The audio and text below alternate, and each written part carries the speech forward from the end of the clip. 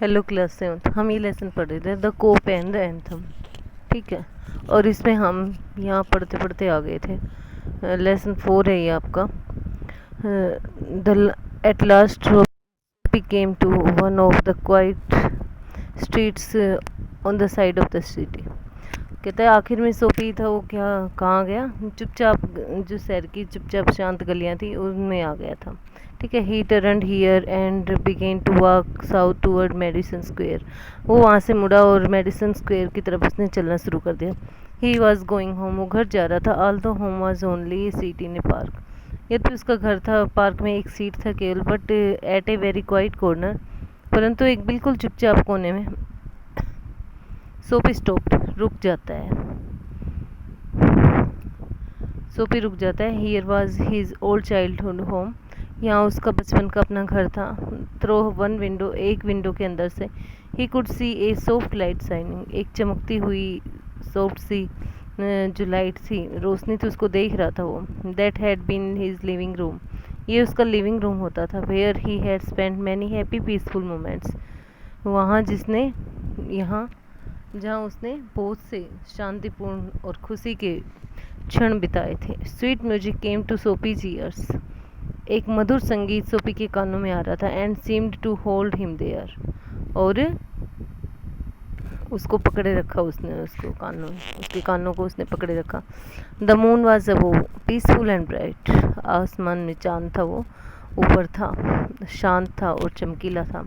There were few people passing, कुछ लोग वहाँ से गुजर रहे थे। He could hear birds I above him, वो अपने पक्षियों को सुन सकता था। And the music that came from the room held सोपी देयर, और जिस म्यूजिक कमरे से आ रहा था उसने सोपी को वहाँ पकड़े रखा। For he had known it well long ago, क्योंकि इसने ये बहुत पहले से वो इस बात को जानता था। In those days his life contained such things as mothers and flowers and high hopes and friends, क्योंकि उन दिनों उसका जीवन था वो किससे भरा था, माता से, फूलों से और ऊंची उम्मीदों से और दोस्तों से। एंड क्लीन थॉट्स, और उसकी अच्छी सोच उसके दिमाग में थी।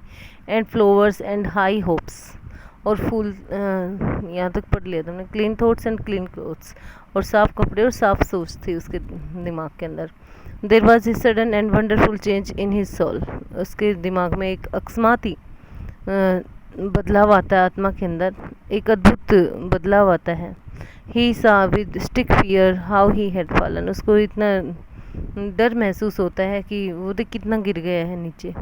ही सा हिज वर्थलेस डेज, वो अपने उन दिनों के बारे में वो देखता है, अपने ये बेकार के दिनों के बारे में। हिज रॉन्ग डिजायर्स, उसकी बेकार इच्छाएं। हिज डेड होप्स, मरी हुई उम्मीदें। The lost power of his mind, उसके दिमाग की खोई हुई शक्तियाँ। And also in a moment his heart answered this change in his soul, और एक ही क्षण में ये जो उसका हर्ट था उसने उसके आत्मा को जवाब दिया। He would fight to change his life, वो लड़ेगा अपना जीवन बदलने के लिए। He would pull himself up, अपने आप को ऊपर उठाएगा, आउट ऑफ द मड, इस कीचड़ से। He would make a man of himself again, अपने आप को एक बार फिर से आदमी बनाएगा। देर वॉज ए टाइम, एक समय था। ही वॉज यंग इनफ, वो जवान था। ही would find his old purpose in life, उसको अपना पुराना पर्पज था वो जीवन में मिलेगा, वो सोच रहा था। एंड फॉलो इट, और वो इसको पीछे अनुसरण भी करेगा इसका। That sweet music had changed him, इस मधुर संगीत ने उसको बदल दिया था। Tomorrow he would find work, कल उसे कोई काम मिलेगा।